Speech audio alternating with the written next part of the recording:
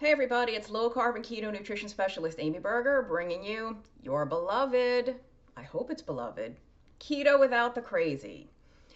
As always, I have important links in the notes. Please do take a minute to look at the notes. I help Adapt Your Life Academy create all those great online courses.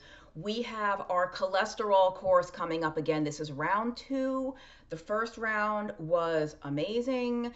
If you are confused about cholesterol, if you are worried because your cholesterol has gone up on keto, or even if it hasn't gone up, you just want to make sense of, like, when you get your blood work back, your blood triglycerides, HDL, what does this mean? I don't even know. Is my doctor worried about nothing? Should I be? But all of your cholesterol and lipid and keto questions and cardiovascular disease questions are addressed in that course. And I know because I helped to create it. So click on the link. I think we're running that sometime in June. And this video, I'm not sure when this video is going to air. It might already be June. I'm recording several weeks in advance. Okay, on to the topic. I want to thank my friend Jason for planting this little seed in my head.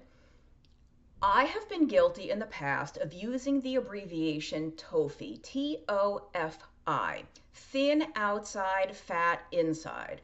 And we in the keto world, the general health, nutrition, medical world, sometimes use that abbreviation to refer to, again, thin outside, fat inside, people who, when you see them, with your eyes on the outside, they are at a normal weight, and that's a loaded phrase too, but they're not overweight. Let's say they're not overweight, they don't have obesity, yet on the inside, they might have a lot of metabolic and medical problems. You can absolutely have raging type 2 diabetes, cardiovascular disease, gout, hypertension, migraines, skin problems, non-alcoholic fatty liver, joint pain, acid reflux. You can have all these things at any body weight. You do not have, these problems are not exclusive to people who are overweight or have obesity. So we often use the shorthand TOFI to describe those people. And I need to stop doing that because Jason pointed something out to me that I've kind of known in the back of my mind, but I haven't really been giving it enough attention, like the attention that it warrants. And the problem with using that abbreviation is that it only works, it only makes sense if it's true that everyone who is heavy does automatically have a lot of medical problems, right? Fat inside. So meaning that when you look at their blood work, and your whatever measurements, you're looking at what's going on inside. They have the metabolic and health profile of a heavy person. But that only works if we assume that every heavy person has those problems, and they don't.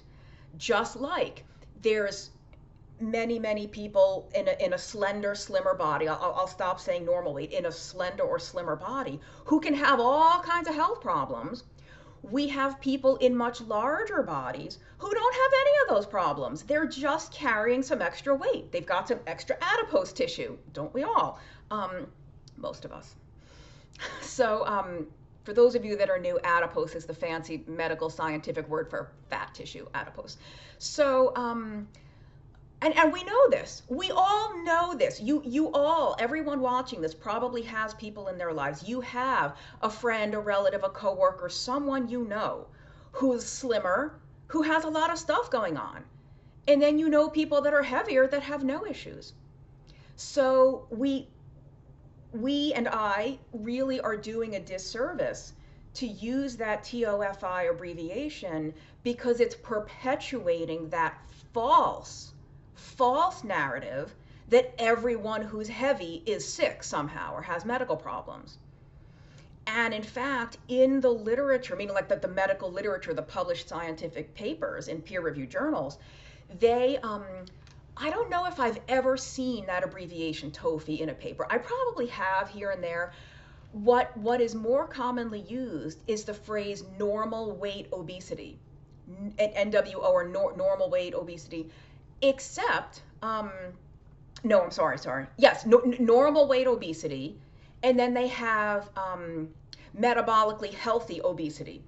But this again, this is also kind of messed up because so when they say normal weight obesity, they're talking about the TOFI. They're talking about someone who's at a normal weight, who on the inside has that profile, those blood markers of someone who's obese, right? Normal weight obesity. But again, this is a false narrative because it's stereotyping. It's assuming, it's predicated on the belief, the false belief, that heavy people have a lot of medical problems. Like if your triglycerides are high and your HDL is low and you have hypertension and you have a high, liver enzymes, we assume, oh, that's the profile of an obese person. So even though you're at a normal weight, I guess we need to call you normal weight obesity because you're at a normal weight, but you look like an obese person on the inside. No, it only has the profile of an obese person if you assume that all obese people have medical problems. And I'm beating this horse a million times, it's already dead. But let's go to the other side then, that metabolically healthy obesity. That's what they call the people that are very large who don't have all the medical problems. And why don't, I guess that sounds a little more reasonable. Metabolically healthy obesity, right? Because okay, you have obesity. Like obesity is not necessarily a negative connotation. It's an adjective. It's describing a very large body. So you can be obese, you can be thin, you can be tall, you can be short, you can be brunette, you can be blonde. It's not a negative positive. It is a descriptor. It's an adjective. We only have an internal like negative connotation with the word obese. It's just a descriptor. So you can I like the metabolically healthy obese. Why don't we just do it that way and take the weight out of it altogether? Don't call it normal weight obesity or normal weight anything or metabolically healthy obesity. Why don't you just say healthy or a freaking shit show, pardon my language? Why don't you just say metabolically healthy or metabolically unwell? Metabolically healthy, metabolically deranged, whatever you want to call it, metabolically derailed. Why does weight have to come into it at all if weight doesn't really come into it at all? If you can have all of these problems in a small body or a large body, then why don't we just take weight out of the phrases altogether? And you're either metabolically well or you're metabolically unwell. Now, I will link to a blog post I wrote about this a long time ago, a very long blog post, but I think very educational, about something called the personal fat threshold. And I think that in that blog post, I haven't looked at it in a while, I'm pretty sure I did use that abbreviation TOFI, specifically to make the point that you can have the diabetes, the hypertension, the cardiovascular disease, all that stuff at any weight. You can have it in a thin body, you can have it in a large body.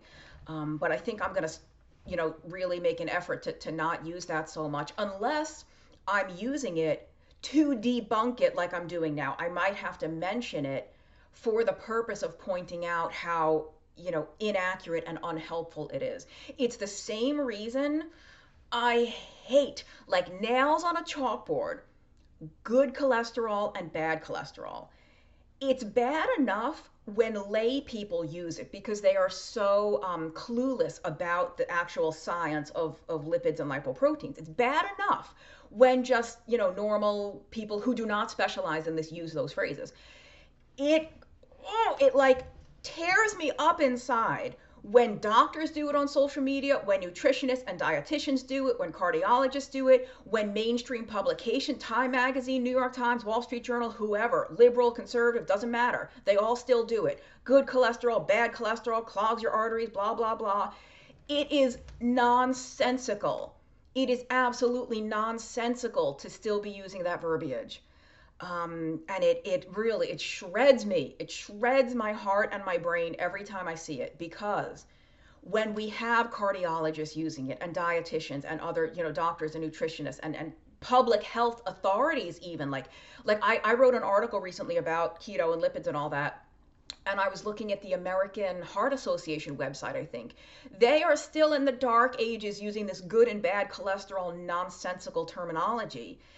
And it's a problem because it, just like me saying TOFI, the TOFI, perpetuates the wrongness because I'm still putting it out there that good and bad cholesterol, when respected institutions use that, it continues to perpetuate that that's a meaningful distinction and that there's some truth in there. So, consider this my public apology for using TOFI, although not really an apology. I was using the terminology I thought was appropriate at the time, and I know better now. And that saying, when we know better, we do better. So that's all, those of you that have followed me a while, that's always been a sticking point for me. The bias and stigma that we have against larger bodied people. And there's a lot of different ways to say that. Some people use the word fat, and we don't, it's not a negative connotation, just like you can be fat, you can be thin, you can be tall, short. It's an adjective. There doesn't have to necessarily be anything negative about it. Those of you, if you spend any time in the size acceptance movement or the health at any size movement, I know that's all very controversial. I learn a lot by broadening my horizons and getting information and listening to different groups. I think it's helpful to get out of the keto echo chamber.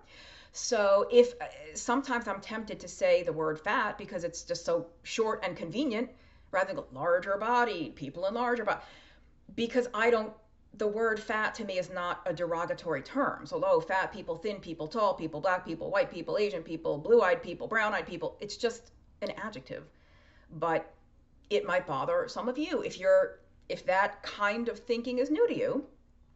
Getting a little too far afield now. I will close out. Remember, our cholesterol course is coming up. So check that out. adaptyourlifeacademy.com, but I'll have the link. Read the blog post about the personal fat threshold. If you are curious to learn more about why and how somebody who is in a very slender, slim body can have raging type 2 diabetes or cardiovascular disease or fatty liver or gout or migraines or all the stuff. And if you're wondering why someone who is in a much, much larger body can not have all those problems, that blog post will explain it all. And so there is no such thing as thin outside, fat inside. There's just healthy and unhealthy. Body functioning well, body not functioning well. And even then, that's a whole other, maybe that's a topic for a future video. All of these, is your body not functioning well? Or is it we talk about mitochondrial dysfunction and metabolic dysfunction. Is your body dysfunctional? Or is it actually doing exactly what you would expect it to under the circumstances you are subjecting it to via the foods you're eating, the foods you're not eating, sunlight you are or are not getting, fresh air and movement you are or are not getting, toxic thoughts? Are those mitochondria actually dysfunctional, or are they reacting exactly the way you would expect them to? I think you already know my answer, but maybe I'll make a video out of that. Thank you for watching. Hit that subscribe button if you haven't already, because it's free, so why wouldn't you? And I will see you next time.